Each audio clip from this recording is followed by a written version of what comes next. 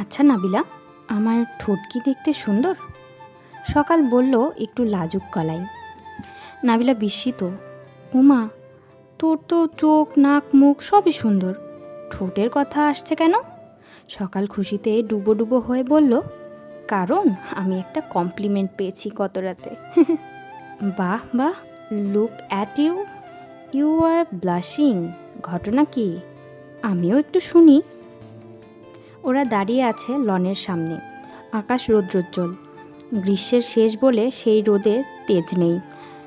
আছে একটা কোমল আভা, শান্তির ছোঁয়া আছে ঝিরঝির করে বয়ে যাওয়া হাওয়াটায়।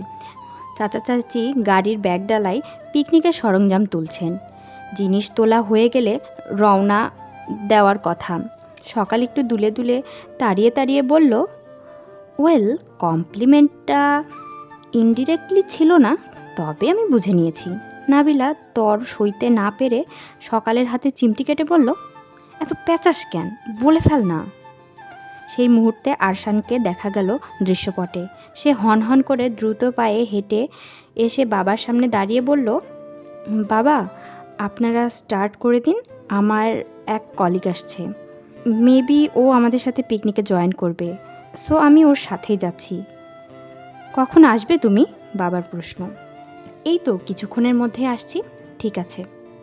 আরশানের গায়ে একটা কালো রঙের টি শার্ট, বুকের ওপর সাদা কালি দিয়ে বড় বড় করে ইংরেজিতে লেখা গ্যাপ, চোখের চশমা। নাবিলা ওকে দেখতে পেয়ে বলল, তোর বরটা আসলেই দেখতে একদম সিনেমার নায়কের মতো, কিন্তু একটু বেশি লম্বা রে, তোর চুমু খেতে সমস্যা হবে, নাগালে পাবি না। সকাল রাঙা হয়ে উঠল শুনে। ধ্যাত নাবিলা, ফাজলামো কথা বলিস না তো, ও আমার বর না, হবেও না কোনো দিন। যত সব আজাইরা কথা তোর। আরশান যেমন দ্রুত পায়ে এসেছিল তেমনই দ্রুততার সাথে প্রস্থান করলো। অন্য কোনো দিকে ফিরেও তাকালো না। চাচি ডাকলেন, এসো এসো, উঠে পড়ো তোমরা গাড়িতে, সব তৈরি। সকালরা গাড়ির পেছনে উঠে বসলো। এই গাড়িতে শুধু চাচা চাচি আর তারা দুজন। ফাহাদ আর টিলি অন্য গাড়িতে আসছে। সকাল একটা অফ হোয়াইট কামিজের সাথে সি গ্রিন ওড়না পরেছে, কানে সি গ্রিন ঝোলানো দুল, চুলগুলো কাটা দিয়ে খোপার মতো মুড়ে রেখেছে। নাবিলা গাড়িতে উঠতে উঠতে বলল, চুলটা ছেড়ে দে, ভালো লাগবে। সকাল ফিসফিস করলো, আর ভালো লাগা দেখলি তো, একটাবার ফিরেও তাকালো না। এত অস্থির হোস কেন বলতো? সে হয়তো ব্যস্ত ছিল, একটু বুঝতে হবে তোকে। যা বোঝার বুঝে গেছি। আসলে কি জানিস, মেয়েদের দিকে ফ্যাল করে তাকিয়ে থাকা মনে হয় ওর স্বভাব। পছন্দ টছন্দ কিছুই করে না আমাকে, এমনি চেয়ে থাকে নাকি? হ্যাঁ, খুব চেয়ে থাকে, সুযোগ পেলেই। নাবিলা ফিক করে হেসে দিল।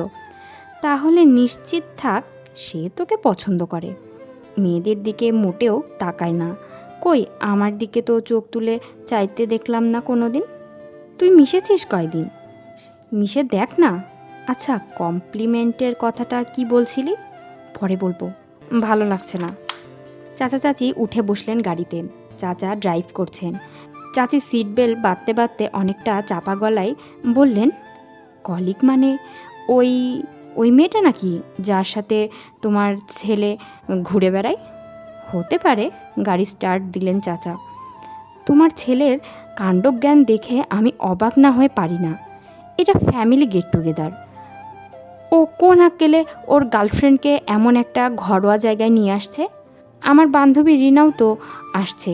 ওখানে তুমি জানো ওরা কি মনে করবে বলো তো? পেছনে বসে চাচা চাচির কথোপকথন শুনতে শুনতে সকালের মুখের রং পাল্টে যাচ্ছিল।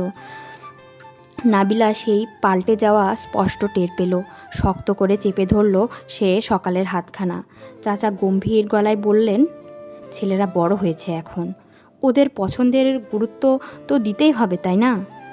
একটা অ্যাডাল্ট ছেলেকে তো আমি এখন উঠতে বসতে নীতিজ্ঞান শেখাতে পারবো না। শেখানোর সময় যখন ছিল তখন তুমি কিছুই শেখাওনি। আমার ফাহাদকে দেখো, একবার বলে দিয়েছি যে আমার ছেলের বউ হবে বাংলাদেশি মুসলিম ঘরের মেয়ে। আমার ছেলে মেনে নিয়েছে। তুমি কি শিখিয়েছো তোমার ছেলেকে? এর দায়ভার তো কিছুটা তোমার উপরেও বর্তায়, তাই না? আরশান কি তোমারও ছেলে নয়? বিয়ের পর তো সন্তান হিসেবে ওকেই তুমি প্রথম পেয়েছিলে, তাই না? তুমি কতটা পালন করতে পেরেছো তোমার দায়িত্ব? আমার ছেলেটা বলতে গেলে মা ছাড়াই বড় হয়েছে একরকম। ওর বুকের ভেতর একটা কষ্ট আছে, আমি তা টের পাই। তাই ওর পছন্দ অপছন্দের ওপর কোনো কথা বলতে চাই না। ওর যেভাবে ভালো লাগে থাকুক। বাহ, এর মানে কি তুমি বলতে চাইছো আমি ওর জন্য কিছু করিনি? মা ছাড়া বড় হয়েছে বলতে তুমি কি বোঝাতে চাইছো? আমি কি ওর মা নই? চাচির গলা চড়ছিল। চাচা অনেকটা শান্তভাবে বললেন, যদি মা হতেই তাহলে তো বারবার তোমার ছেলে কথাটা বলতে না, তাই না? বলতে আমাদের ছেলে। যাকে এখন বাদ দাও।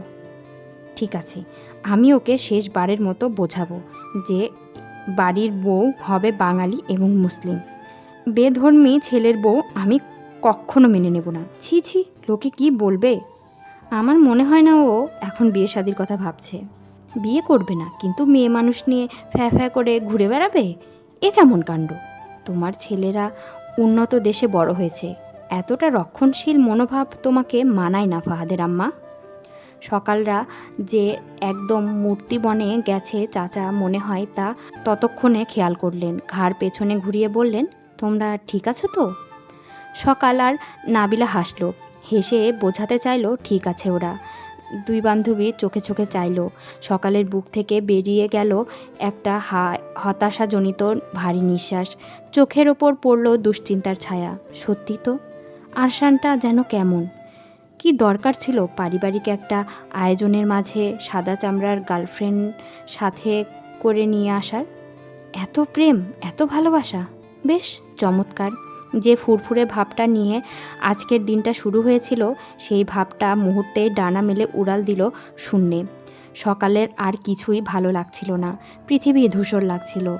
এই কমলা রোদের চকচকে উজ্জ্বল দিনটি তার চোখে পড়ছে না।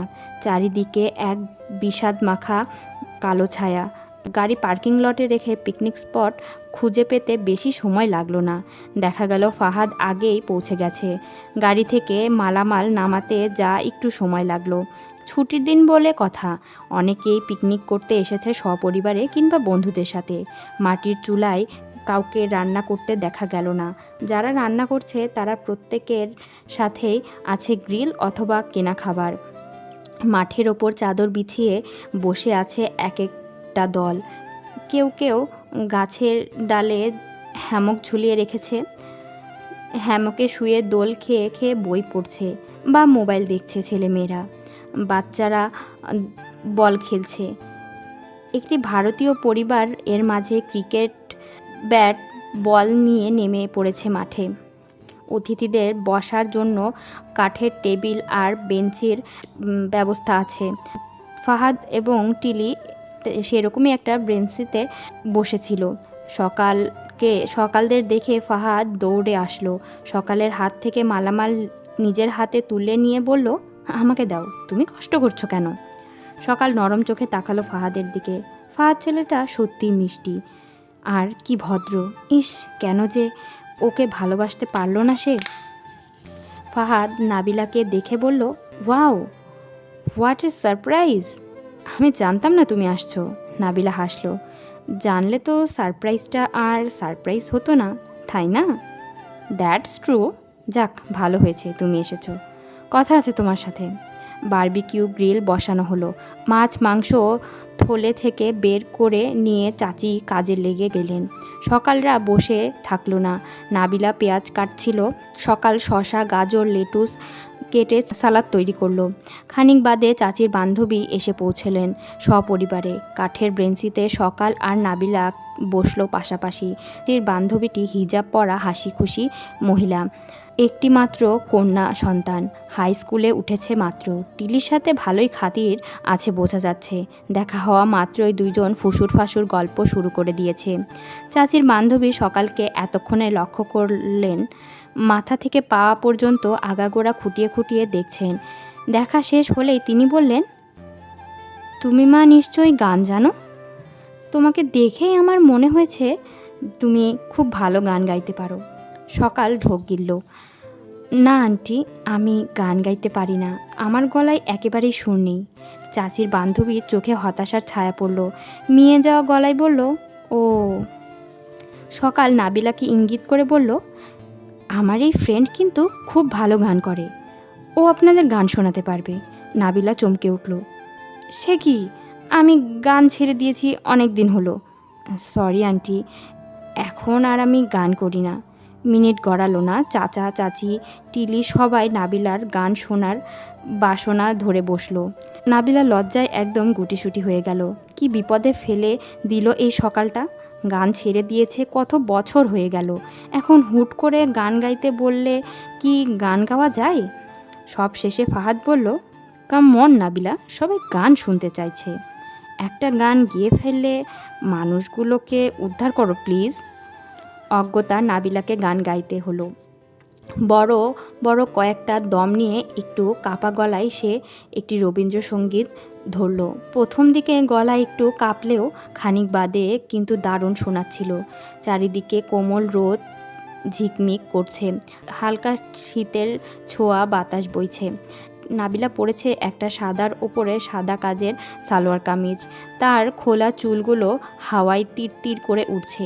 সে গাইছে, কতবার ভেবেছি আপনা ভুলিয়া, তোমারও চরণে দেব হৃদয় খুলিয়া।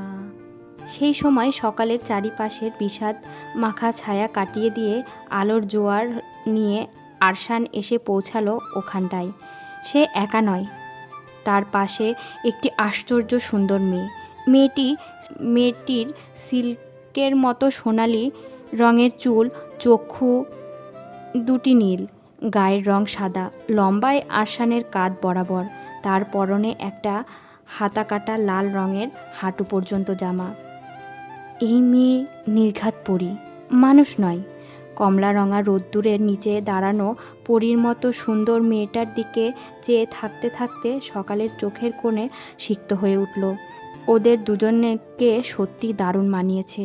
নাবিলা গাইছে, কতবার ভেবেছি আপনা ভুলিয়া, তোমারও চরণে দেব হৃদয় খুলিয়া, চরণে ধরিয়া তব কহিব প্রকাশী, তোপনে তোমারে সখা কত ভালোবাসি। আরশান আর এন্ড্রিয়ানা গানের পরিবেশ নষ্ট করল না।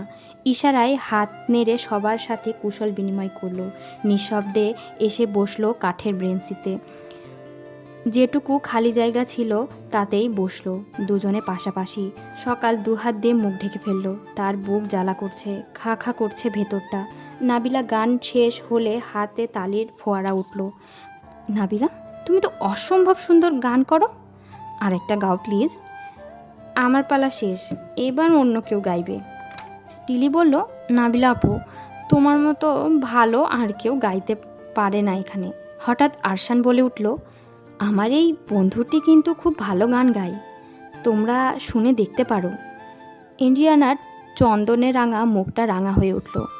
না না, আমিও তো ভালো গান পারি না। তুমি বাড়িয়ে বলছো শোন। মোটেও বাড়িয়ে বলছি না, তুমি গাইলেই সবাই টের পাবে যে আমি কতটা সত্য বলছি। ফাহাদ বলল, এন্ড্রি, আমি জানি তুমি ভালো গান করো। Last year thanks giving a তুমি গান গেয়েছিলে, আমার মনে আছে। প্লিজ শুরু করো। এন্ড্রিয়ানা হেসে বলল, ঠিক আছে, গাইছি। সকাল চোখ থেকে হাত সরিয়ে নিল। একই রোতে বসেছে বলে এখান থেকে এন্ড্রিয়ানাকে সরাসরি দেখা যায় না, আরশানকেও না। ঘাড় ঘুরিয়ে ঝুঁকে দেখতে হয়। ঝুঁকে ঘাড় ঘুরিয়ে তাকালো সে ওদিকে। এন্ড্রিয়ানা গাইছে লানা ডেল রের সামার টাইম সানসেট। দারুণ গায়। আরশান কি মুগ্ধ হয়ে না শুনছে। সকালের গলায় আল্লাহ একটু সুর কেন দিল না? আজ জীবনে প্রথমবারের মতো গান গাইতে পারে না বলে তার আফসোস হতে লাগলো। কি আশ্চর্য, তার ঘটে এমন কোনো গুণ নেই যা দিয়ে কোনো মানুষকে মুগ্ধ করা যায়। সৃষ্টিকর্তা আর এ কেমন অবিচার! কেউ কেউ সব কিছু পেয়ে গেল, আবার কেউ কিছুই পেল না। না পাওয়ার দলে তার নামটা লেখা হয়ে গেল আজীবনের জন্য। সেই সময় হঠাৎ আরশানের চোখ জোড়া পড়ল ওর চোখে। আরশান হেসে হাত নাড়ল সকাল। চোখ সরিয়ে নিল চকিতে। ওর চোখ যে কেউ পড়তে পারে। সে একটা মস্ত বোকা মানুষ। হ্যাঁ, বোকা বলেই তো আজ তার এহেন নাজেহাল অবস্থা। চোখ আবার ভিজে আসছে। সন্তর্পণে উঠে পড়ল সে। তার চোখের কাজল লেপটে গিয়েছে। এমন এলোমেলো অবস্থায় কি বসে থাকা যায়? এত লোকের সামনে ওয়াশরুম কোন দিকে খুঁজে বের করতে হবে। ওয়াশরুম একটু দূরে হলেও খুঁজে পাওয়া গেল। একা হবার পর অনেকক্ষণ ইচ্ছা মতো কাঁদল সে। উপস্থিত হলো বিন্দুবাসিনী, কিন্তু সকাল বিন্দুকে চায় না এই মুহূর্তে। সে কান্না জড়ানো গলায় বলল, তুমি যাও বিন্দু, আমি একা থাকতে চাই। একা থাকতে দাও আমাকে, প্লিজ। বিন্দু কিছু না বলে মুখে একটা দুঃখ ভাব নিয়ে দাঁড়িয়ে রইল। একটা সময় শান্ত গলায় বলল, নিজের প্রতি এ আপনার কেমন অবিচার শেহজাদি! ভুলে যান না এই মানুষটাকে। যদি পারতাম। মোবাইল বাজছে, নাবিলার ফোন। কেটে দিল। চোখ মুখে সময় নিয়ে পানি ছিটালো। ন্যাপকিন দিয়ে ঘষে ঘষে সাজসজ্জা সব মুছে নিল। চুলে করলো হাত খোপা। কি মনে করে বাবার নাম্বারে ডায়াল করলো, ভাইবারে। বাবা ফোনটা ধরেই ফেললেন মুহূর্তের মাঝে। কি খবর, আমার শেহজাদি কেমন আছে? সকাল কম্পনময় গলাটা যথাসম্ভব স্বাভাবিক করার চেষ্টা করে বলল, বাবা, আমার এখানে ভালো লাগছে না, তুমি টিকিট করে দাও, আমি ফিরে আসব। বাবা আতঙ্কিত হয়ে বললেন, কি হয়েছে, সব ঠিক আছে তো? ঠিক আছে বাবা, আমার এখানে আর মন টিকছে না, তোমাদের জন্য খারাপ লাগছে। ও এই কথা, এমনি কোনো ঝামেলা হয়নি তো? ঝামেলা হয়নি। আচ্ছা ঠিক আছে, ফিরে আসতে চাইলে ফিরে আসবি। আমি দেখি আগামী সপ্তাহের দিকে টিকিট কাটার ব্যবস্থা করব। তুই চিন্তা করিস না। মা কেমন আছে? তোর মা ভালোই আছে, আমাদের নিয়ে একদম চিন্তা করিস না। আচ্ছা বাবা, ছাড়ছি তাহলে। ঝোপের মাথায় ফুটে আছে কয়েকটা নীল রঙা জংলি ফুল, ভার্জিনিয়া ব্লুবেলস, দুলছে হাওয়ায় তিরতির করে। কয়েকটা ফুল আঙুল দিয়ে টেনে ছিঁড়ে নিল আরশান। কেন ছিঁড়ছে কে জানে। এন্ড্রিয়ানা অবাক গলায় বলল, তুমি ফুলগুলো কেন ছিঁড়ছ? আমাকে দেবে? না, এই ফুলগুলো অন্য একজনকে দেব, যার এই ফুলগুলো খুব প্রিয়। কে সে? আরশান মিটিমিটি হাসল, কিছু বলল না। ওরা চারজন ঘাসের ওপর বসে আছে, ফাহাদ, নাবিলা, আরশান আর এন্ড্রিয়ানা। হাওয়ায় শীতল ভাবটা বাড়ছে খানিকটা। রোদ থাকলে উষ্ণ ভাবটা ছড়িয়ে আছে চারপাশে, কিন্তু রোদটা একটু ফাঁকি মেরে অন্য দিকে পালিয়ে গেলেই চারপাশ কেমন হিম হিম ভাব ছড়িয়ে যায়। সকাল ফিরে এসে ওদের চারজনকে এক জায়গায় দেখতে পেল। মেজাজ আরও বিগড়ে গেল তার। নাবিলা আর কাজ পেল না, ওদের দলে গিয়ে জুটেছে। সে এই দলটাকে এড়িয়ে যেতে চাচ্ছিল। দেখেও না দেখার ভান করে পাশ কাটিয়ে হেঁটে আসছিল। একটু দূরেই চাচিরা বসে আছেন। সবার সাথে একত্রে না থেকে এখানে আলাদা দল করার কোনো মানে আছে?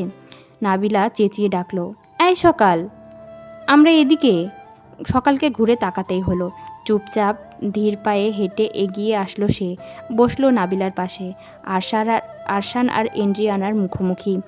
তার চেহারায় তখনও একটা থমথমে ভাব বিরাজ করছে, কপাল কুঁচকানো, চোখ ফোলা। ফাহাদ ওকে দেখে বলল, তোমার কি হয়েছে? কিছু হয়নি।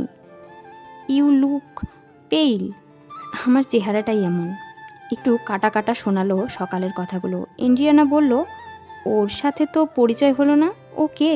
সকাল বুঝতে পারল তাকে ইঙ্গিত করা হচ্ছে। চোখ তুলে এন্ড্রিয়ানার দিকে তাকালো সে। হাত বাড়িয়ে বলল, হাই, আমি সকাল। এন্ড্রিয়ানা ধরলো ওর হাতটা, ঝাঁকুনি দিয়ে বলল, আমি এন্ড্রি। Nice to meet you. Nice to meet you too. সকাল ব্যাগ থেকে মোবাইল বের করে মোবাইলের পর্দায় ডুব দিল। কেন যেন তার মন হচ্ছিল আরশান ওর দিকে তাকিয়ে আছে। চোখ তুলল। হ্যাঁ ঠিক টের পেয়েছে সে। চোখে চোখ পড়ল। আরশান চোখ সরালো না। হাতে ধরে থাকা ফুলগুলোর দিকে ইঙ্গিত করে বলল, আপনার এই ফুলগুলো পছন্দ তাই না? সকাল দেখল আরশানের হাতে এক থোকা নীল জংলি ফুল। তার ঠোঁটজোড়া প্রসারিত হলো। মুখ থেকে ধীরে ধীরে সরতে লাগলো মেঘের ছায়া। হ্যাঁ পছন্দ তো। কোথায় পেয়েছেন? কুড়িয়ে পেলাম বলে আরশান ফুলগুলো এগিয়ে দিল সকালের দিকে। সকাল হাত বাড়িয়ে নিল। তার বুক কাঁপছিল ঢিপ ঢিপ করে। গভীরভাবে বলল, ধন্যবাদ। তারপর ফুলগুলো কোলের ওপর ছড়িয়ে রাখল। অনেকক্ষণ বাদে তার মুখ থেকে হাসি উপচে উপচে পড়ছে। কতটা ছোট একটা ঘটনা, অথচ কতটা মোহময়, কতটা মধুর। এক মুহূর্তে পুরো দুনিয়া পাল্টে গেল। এদিকে ফাহাদের চোখে থেকে বিস্ময় ঠিকরে বেরোচ্ছে। আর এন্ড্রিয়ানা কিছুটা হতভম্ব হয়ে একবার আরশানের দিকে একবার সকালের দিকে তাকাচ্ছে। সে বাংলায় কথা বুঝতে পারছে না, কিন্তু ধারণা করতে পারছে কথোপকথনের মূল ভাব। আরশান অত্যন্ত স্বাভাবিক গলায় বলল, রেখে দিলেন যে, চুলে গুজবেন না সেদিনের মতো? কথাটা শুনে সকাল একটা আহ্লাদি হাসি হাসল। তাকে দেখে মনে হলো এই মুহূর্তে সে পৃথিবীর সবচেয়ে সুখী মানুষ। সে ফুলগুলো হাতে নিয়ে যত্ন করে কানের পাশে গুজল। আরশান ঠোঁট উল্টে বলল, সেদিনে আপনার চুল খোলা ছিল। সকাল বিবশ হয়ে চেয়ে রইল কিছুক্ষণ আরশানের দিকে। মানুষটার সব মনে আছে। তারপর আস্তে করে নিজের চুলগুলো খুলে দিল। পারফেক্ট বলে উঠল আরশান। ফাহাদ একটু অপ্রস্তুতভাবে নাবিলাকে বলল, নাবিলা তোমার সাথে একটু কথা বলতে পারি? হ্যাঁ বলো। ফাহাদ উঠে দাঁড়ালো বসা থেকে। বলল, একটু এদিকে এসো। নাবিলা উঠল। হেঁটে দূরে একটু সরে আসলো ওরা। ফাহাদের কপালে চিন্তার রেখা খেলছে, নার্ভাস দেখাচ্ছে তাকে। সে উত্তেজিতভাবে নাবিলাকে প্রশ্ন করল, আমি যা দেখছি তুমিও কি তাই দেখছো নাবিলা? নাবিলা বিষণ্ণ গলায় বলল, কিসের কথা বলছো? আমার ভাই আর সকাল। এইটুকু বলে ভ্রুকুচকে গম্ভীর হয়ে কি যেন ভাবল ফাহাদ। এদিক সেদিক এলোমেলোভাবে চোখ ঘোরালো। তারপর নিঃশ্বাস বন্ধ করে বলল, ওদের ভিতরে কি কিছু চলছে? নাবিলাকে ফ্যাকাশে দেখালো। তাকে যেন কাঠগড়ায় দাঁড় করানো হয়েছে। অনেক কষ্টে বলল, আমি তো কিছু জানি না। ফাহাদ তীক্ষ্ণ চোখে তাকিয়ে নাবিলার দিকে। তুমি সত্যি কথা বলছো? নাবিলা চোখ সরিয়ে নিল। আমি যা জানি না তা নিয়ে তোমাকে কি বলবো ফাহাদ? এসব বিষয়ে কি হুট করে কিছু বলা যায়? এদিকে ফাহাদ আর নাবিলা উঠে যাওয়ার পর এন্ড্রিয়ানাও উঠে পড়ল। তার মাথাটা টলছে, গলা শুকিয়ে কাঠ। এই মুহূর্তে তার ঢক ঢক করে এক গ্লাস পানি গিলে ফেলা খুব প্রয়োজন। সবাই চলে গেল। আরশান শুয়ে পড়ল ঘাসের ওপর চিত হয়ে। ঘাড় ঘুরিয়ে তাকালো সকালের দিকে। তারপর তাকিয়ে থাকলো নির্নিমেষ। সকাল আজ আর অস্বস্তি লাগলো না, বরং একটা স্নিগ্ধতা ক্রমশ ছেয়ে যেতে লাগলো তার মন প্রাণ। মনে হচ্ছে এই চোখজোড়া এতক্ষণ তাকে দেখেনি বলে তার পৃথিবী অমন মেঘে ঢাকা ছিল। এখন সে দেখছে আর তার দুনিয়াটা সূর্যের বিকিরণে ভাসছে। সকাল একটা সময় বলল, সেই তখন থেকে তাকিয়ে তাকিয়ে কি দেখছেন? আপনাকে দেখছি। আমাকে অত দেখার কি আছে? আরশান ঠোঁট উল্টে বলল, তা তো জানি না, দেখতে ভালো লাগছে তাই দেখছি। কথাটা শুনে সকাল হাসল, গালে টোল পড়ল, ঝরালো মায়া। আরশান একটু অপ্রসন্নভাবে বলল, আপনার হাসিটা অক্টোবরের মতো। সকাল ভ্রুকুচকে বলল, কিসের মতো? অক্টোবর। সকাল তার সুন্দর ঠোঁট দুটোকে সুন্দরভাবে উল্টে বলল, এটা কোনো কথা? মানুষের হাসি আবার অক্টোবরের মতো হয় নাকি? ততক্ষণে এন্ড্রিয়ানা আরশানের পেছনে এসে দাঁড়িয়েছে। সে বলল, শোন, আমি চলে যাচ্ছি। আরশান শোয়া থেকে উঠে বসতে বসতে বলল, এখনই চলে যাবে? খেয়ে যাও। আর তুমি না বলেছিলে ফুটবল খেলবে? এন্ড্রিয়ানা শুকনো গলায় বলল, বলেছিলাম, কিন্তু এখন ইচ্ছা করছে না, টায়ার্ড লাগছে। আরশান এগিয়ে এসে বলল, ঠিক আছে চলো। তোমাকে গাড়ি পর্যন্ত এগিয়ে দিয়ে আসি। তারপর সকালকে বলল, থাকুন, আমি আসছি। সকাল উঠে বসেছে।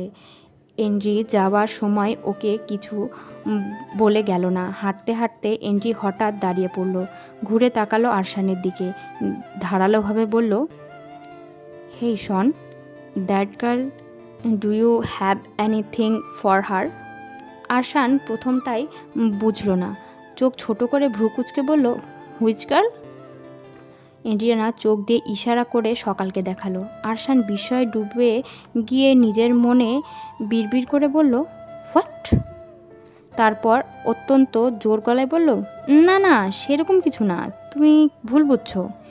এন্ড্রিয়ানা ভারী ঘোলাটে একটা হাসি হাসল। তার মায়াবী নীল চোখ দুটোতে টলমল করে উঠল কয়েক বিন্দু জল। সে হাত বাড়িয়ে আরশানের গাল ছুঁয়ে বলল, oh Sean, look at you, you are so naive. তুমি নিজেকেই নিজে একদম বোঝো না, কিন্তু আমি বুঝেছি। আরশান সন্দিহান হয়ে বলল, তুমি কি বুঝেছ? এন্ড্রিয়ানা হাতের আঙ্গুল দিয়ে আরশানের কপালে পড়ে থাকা চুলগুলো নেড়ে দেয়, আদরে গলায় বলে, ওই মেয়েটার জন্য তোমার ফিলিংস আছে? হেল নো! আরশান প্রতিবাদ করতে গিয়ে দুপা পিছিয়ে যায়। এক ঝটকায় সরিয়ে দেয় নিজের কপাল থেকে এন্ড্রিয়ানার হাত। এন্ড্রিয়ানার চোখ উপচে জল উঠে আসে, কাপা গলায় বলে, হেল ইয়েস, কারণ তুমি ওর দিকে আজ যেভাবে তাকালে সেভাবে কোনো মেয়ের দিকে তাকাওনি কোনো দিন। এটুকু বলে সে একটু থামল, আবার ফিসফিস করে কান্না জড়ানো গলায় বলল, আমার দিকেও না। আরশান হতভম্ব হয়ে চেয়ে রইল এন্ড্রিয়ানার দিকে। এন্ড্রি আরও একটু কাছে এসে নিজের পায়ের আঙ্গুলে ভর দিয়ে একটু উঁচু হলো। তারপর আরশানের ঠোঁটে প্রগাঢ়ভাবে একটা চুমু খেয়ে বলল, বেস্ট অফ লাক। ও আর দাঁড়ালো না, একটু এলোমেলো পায়ে এগিয়ে গেল সামনের দিকে। আরশান প্রস্তুরীভূত হয়ে নির্বাক চেয়ে রইল ওর চলে যাওয়ার পথটির দিকে। সকাল এদিকে দেখছিল, কথা শুনতে পাচ্ছিল না, কিন্তু ভাবভঙ্গি লক্ষ্য করছিল। আচমকা এই চুম্বন দৃশ্যটা তাকে নাড়িয়ে দিল। একটা প্রবল ধাক্কা এসে লাগলো হৃৎপিণ্ডে। চকিতে ফিরে আসলো বুকের জ্বালা। উঠে দাঁড়ালো সে। তার চোখ কাগজের মতো সাদা হয়ে গেছে।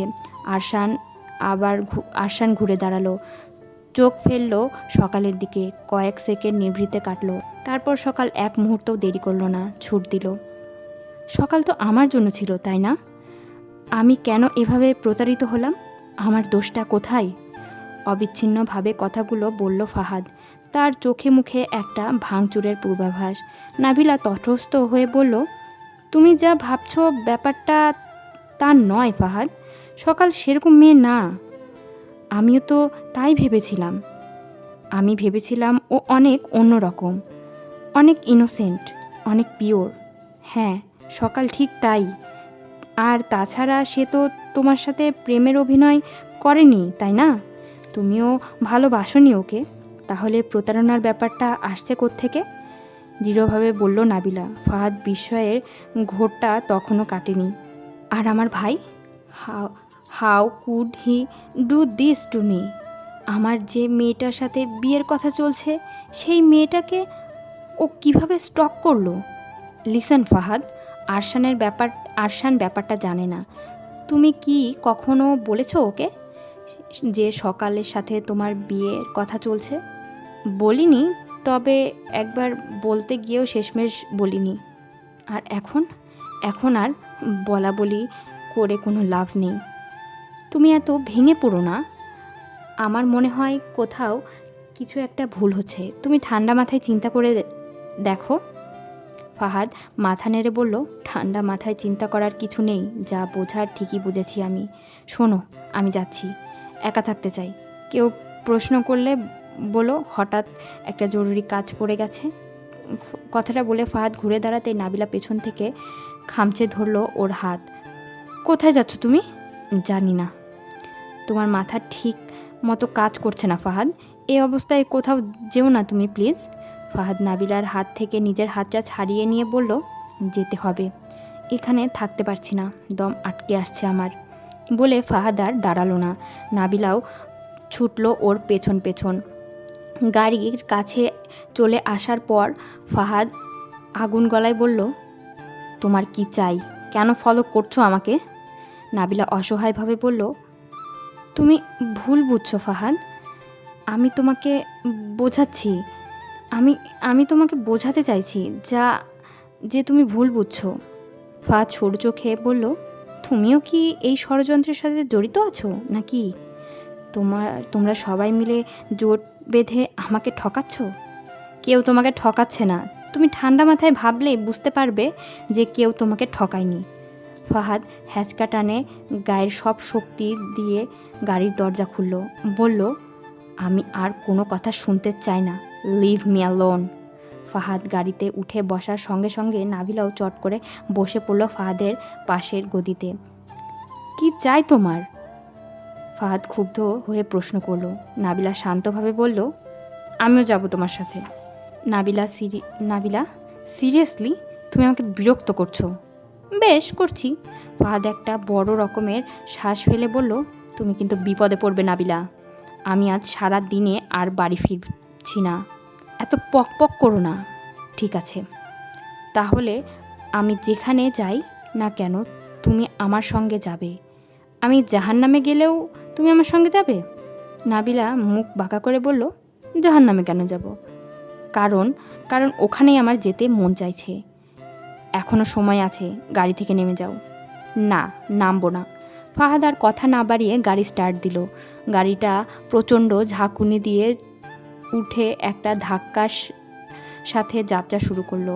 স্পিড উঠতে থাকলো, 20, 30, 40, তারপর এক ধাপে 100। ফাহাদের মুখখানা রাগে থমথম করছে, তার নাক মুখ শক্ত। নাবিলা কিছুক্ষণ চুপ করে থেকে ওকে লক্ষ্য করলো, তারপর ভারী সাবধানে বলল, শোনো ফাহাদ, আমার মনে হয় ব্যাপারটা আরেকটু খতিয়ে দেখা উচিত আমাদের। তুমি এখনই কাউকে কিছু বলো না, কেমন? ফাহাদ ঝড়ের বেগে ঘুরে তাকালো ওর দিকে। মানে? কাকে কি বলবো আমি? না মানে তোমার মা বাবার সাথে এই বিষয়ে কিছু বলো না। তুমি তো বিষয়টা নিয়ে এখনও নিশ্চিত নও, তাই না? হতে পারে কোথাও কোনো ভুল হচ্ছে। কোথাও কোনো ভুল হচ্ছে না। আমি আমার ভাইয়ের চোখে আজকে সকালের জন্য যা দেখেছি তা এর আগে কখনো কারোর জন্য দেখিনি। It was totally new and special. আর সকালও তো তুমি বুঝবে না। সেই মুহূর্তে প্রথমবারের মতো ফাহাদের জন্য ভারী মন খারাপ হলো নাবিলার। ওর সঙ্গে এই গাড়ি অবধি সে এসেছে করুণার বশে এমনটা কিন্তু নয়। এসেছে এ কারণে যে এখনই যেন ফাহাদ তার বাবা মার সাথে সকাল আর আরশানের ব্যাপারটা শেয়ার করে না ফেলে। এ বিষয়টা ফাহাদকে বুঝিয়ে বলা খুব জরুরি যে কথাগুলো কোনোভাবেই এই মুহূর্তে ফাহাদের আম্মার কানে দেওয়া যাবে না। রাগের মাথায় হুট করে কোনো অঘটন ঘটিয়ে বসতে পারেন তিনি। আর ওদিকে আরশান সকাল এখন অবধি নিজেদের অনুভূতি সম্পর্কে সুনিশ্চিত নয়। অতএব বাড়ির বড়দের কানে কথাটা যাবার মতো সময় এখনও আসেনি।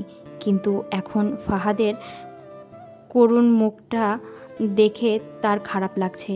ফাহাদ ড্রাইভ করা অবস্থায় নাবিলার দিকে ঘুরে তাকিয়ে বলল, আমি কাউকে কিছু বলবো না।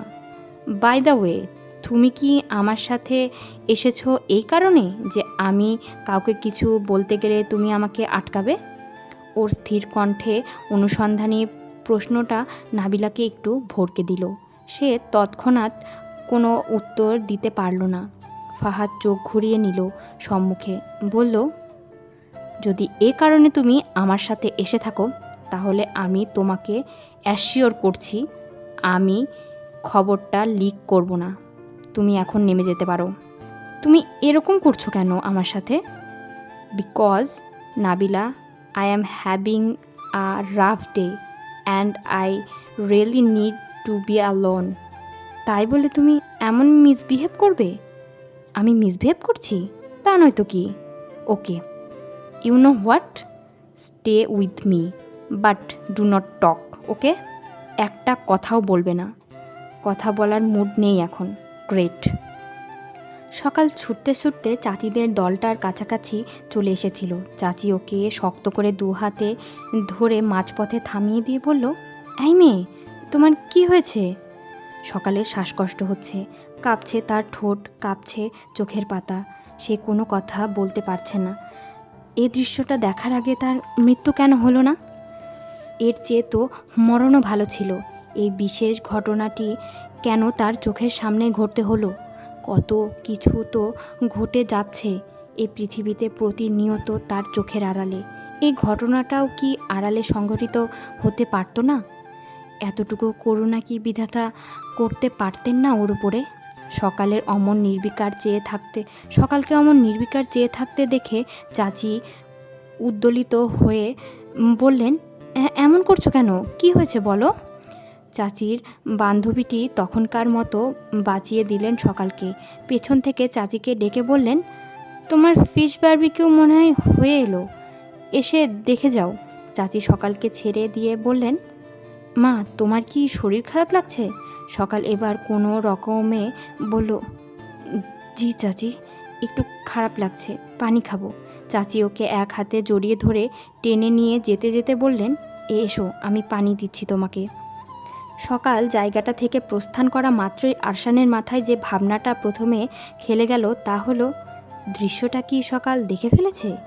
দেখে ফেললে মেয়েটা ঠিক কী ভাবলো তার সম্পর্কে? চিন্তাটা মাথায় নিয়ে বিবশ হয়ে মূর্তির মতো অনেকক্ষণ দাঁড়িয়ে রইল সে। তার ভেতরটাই একটা যুক্তিহীন তোলপাড় হচ্ছে। ইন্দ্রিয়ানা মাত্র যে কথাগুলো বলে গেল, ঠিক এরকম কিছু একটার ইঙ্গিত সেদিন মেকানিক হোজেও দিয়েছিল। হোজের কথা সে পাত্তা দেয়নি, কিন্তু এন্ড্রিয়ানা অনর্থক যুক্তিহীন কথা বলার মতো মেয়ে নয়। এমন অপবাদ তার জীবনে এই প্রথম। অপবাদ? হ্যাঁ, অপবাদ বলেই মনে হচ্ছে তার এই মুহূর্তে ব্যাপারটাকে। সে তো কোনো বাঁধনে জড়াতে চায়নি। সে জানে পৃথিবীতে মানুষে বন্ধন বলে কিছু নেই, সত্যিকার ভালোবাসা বা মনের টান বলে কিছুই নেই। যদি থাকতো তাহলে তার স্বীয় মা কখনো তাকে শিশু অবস্থায় ফেলে রেখে পালিয়ে যেতে পারত না। তাকে তার গর্ভধারিণী জন্মদাতা মাই ভালোবাসতে পারেনি, অপর লোকে কী করে ভালোবাসবে? মেয়েদেরকে সে বিশ্বাস করে না, মেয়েরা বিশ্বাসন্তী। এ কথা ঠিক। একটা সুপ্ত চাপা অপেক্ষা তার ভেতরেও ছিল। আশা ছিল একদিন কোনো মেয়েকে মন থেকে সত্যি ভালো লাগবে। 28টা বছর নেহাত কম নয়। অনেকগুলো দিন কেটে গেছে এই অপেক্ষায়। কোনো নারীর সাথে তার শারীরিক বা মানসিক কোনো সম্পর্ক আজ অবধি গড়ে ওঠেনি। কাছের বন্ধুবান্ধবদের যারা ব্যাপারটা জানে তারা তাকে ডাকে অ্যাবনর্মাল। বছর দেড়েক আগে নিজের এমন দুর্নাম ঘোচানোর জন্য একটি মেয়েকে কল করে ডেকে এনেছিল বাসায়।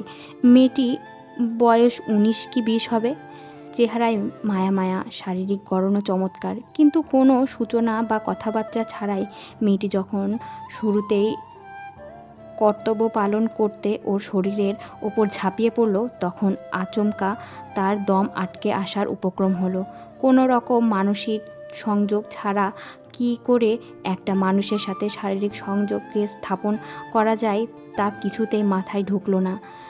সেখানেই থেমে গিয়েছিল। মেয়েটার টাকা পয়সা মিটিয়ে দিয়ে বিদায় করে দিয়েছিল যত তাড়াতাড়ি সম্ভব। এরপর থেকে তার মোটামুটি একটা ধারণা হয়ে গেছে যে এসব তার দ্বারা সম্ভব না। সে বাস্তবিকই একজন অ্যাবনর্মাল, অস্বাভাবিক মানুষ। স্বাভাবিক হবেই বা কী করে? প্রতিটি স্বাভাবিক মানুষের জীবনে সত্যিকারের মা থাকে। সবার মা আজীবন পাশে না থাকলেও মায়ের স্মৃতিটুকু অন্তত থাকে। তার তো কিছুই নেই। প্রকৃতি তাকে অস্বাভাবিকদের দলে ফেলে রেখেছে সেই সূচনা লগ্ন থেকে। এন্ড্রিয়ানা মেয়েটা খুব ভালো, বন্ধু হিসেবে চমৎকার, বুদ্ধিমতী, সুন্দর, বাস্তব জ্ঞান সম্পন্ন। তার হৃদয় বত্তায় বিস্তারিত আছে। ভেবেছিল একদিন হয়তো ওকে ভালোবাসবে, চেয়েছিল মনে প্রাণে, কিন্তু সারাক্ষণ ভেতরে ভেতরে একটা নারী ভীতি কাজ করে বলেই হয়তো ব্যাটে বলে লাগছিল না। ভালোবাসতেই ভয় করত। মনে হতো ভালোবেসে ফেলার পর যদি ভালোবাসার মানুষটা তাকে ধোঁকা দিয়ে ছেড়ে চলে যায়, তখন সে কি করবে। আজকে এন্ড্রিয়ানা যা বলে গেল, তারপরে আরশান জানে না, জানতেও চায় না, শুধু জানে বাঁধনে জড়াতে চায় না সে। বাঁধন মানে দুর্বলতা, বাঁধন গড়া মানেই বাঁধন ভাঙার আশঙ্কা। রক্তের সম্পর্ক টেকে না, মনের সম্পর্ক টিকে থাকা আর প্রশ্নই আসে না। ভাবতে ভাবতে এলোমেলো পায়ে হেঁটে এগিয়ে যাচ্ছিল সে। একটু দূরে বেঞ্চিতে বাবা বসে আছেন, বাবার পাশে তার স্ত্রী। বাবা কি এই রমণীটিকে ভালোবাসে? ঠিক কতটা ভালোবাসে? তার জন্মদাত্রী নারীটি সহজ সাধারণ নির্ভেজাল মানুষটাকে ছুঁড়ে ফেলে দিয়েছিল নর্দমার কীটের মতো। এরপর মানুষটা আবার সাহস করে আরেকজন নারীর সাথে ঘর বেঁধেছে। এত সাহস কি করে হয় লোকটার? এই রমণীও যে তাকে যে কোনো মুহূর্তে ছেড়ে চলে যেতে পারে তার নিশ্চয়তা কোথায়? বাবার মুখোমুখি দাঁড়িয়ে আজ তার একটা কথা জানতে খুব ইচ্ছে হয়। চোখে চোখ রেখে প্রশ্ন করতে ইচ্ছে হয়, বাবা, আপনার ভয় করে না? এত সাহস কোত্থেকে পান? কাছাকাছি যেতে মাদার বললেন, এসো তোমরা, খাবার রেডি। বাকি সব কোথায়? ফাহাদ কোথায়? আরশানের কাছে উত্তর নেই। উত্তর দেওয়ার চেষ্টা করলো না সে। ধীর পায়ে হেঁটে বাবার পাশে গিয়ে বসলো। তার চোখে মুখে একটা থমথমে চাপা উদ্বেগ খেলা করছে। চোখের দৃষ্টি স্থির।